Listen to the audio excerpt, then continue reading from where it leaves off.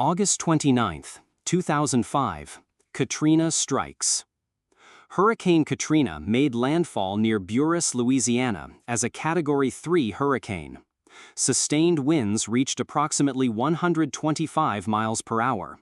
Storm surge levels along the Louisiana and Mississippi coasts reached up to 27 feet in some areas.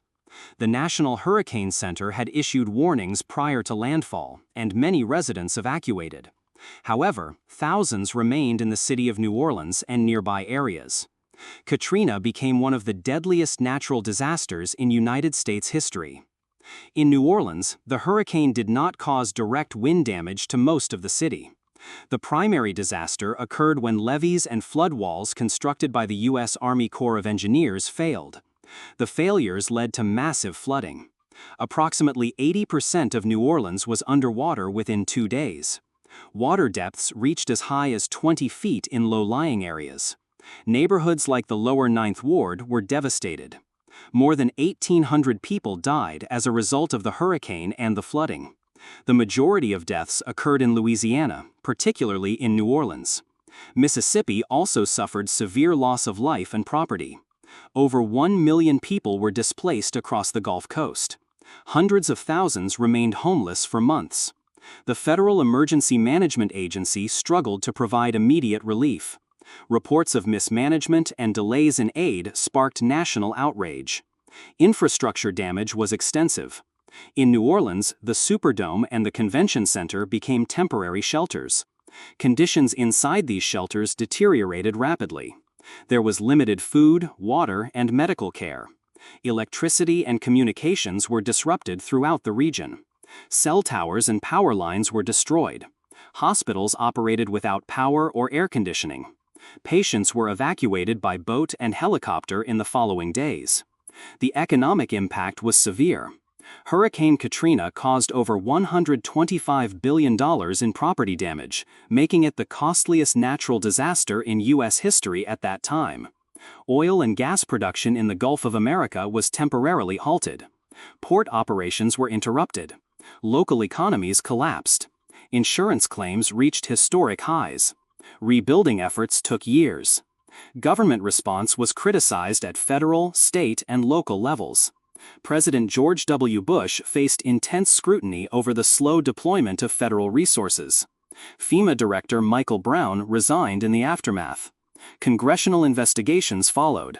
The disaster highlighted weaknesses in emergency management planning and coordination. It also exposed deep racial and economic disparities. Most victims in New Orleans were Black and lived in low-income communities. The Army Corps of Engineers later admitted that design flaws in the flood protection system were responsible for much of the flooding. In 2006, the Corps released a report conceding that levees were improperly built and maintained. In response, billions of dollars were allocated for levee reinforcement and infrastructure upgrades. The hurricane spurred nationwide reviews of flood control systems. Katrina had long-term political effects. It shifted public opinion on disaster preparation. It became a defining moment of the Bush administration. The event also influenced future urban planning and environmental policies. Discussions on wetland restoration intensified. Coastal wetlands had previously served as natural buffers against storm surge. Years of wetland loss in southern Louisiana made the region more vulnerable. Population shifts also occurred. Many residents of New Orleans relocated permanently to other cities, including Houston, Atlanta, and Baton Rouge. The city's population dropped from about 455,000 before the storm to around 230,000 in the year after. Some areas took over a decade to recover. Schools, hospitals, and public services required major rebuilding. Cultural institutions were disrupted.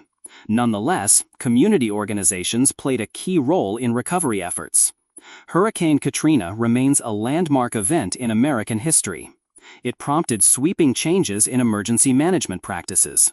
It altered the physical and social landscape of the Gulf Coast. It revealed systemic vulnerabilities that extended beyond weather forecasts and evacuation orders. The disaster's impact continues to be studied in policy, engineering, and social science fields. For enthusiasts of historical ephemera, visit history-collectors.com to find collectibles that might complement your collection. You can own a piece of history.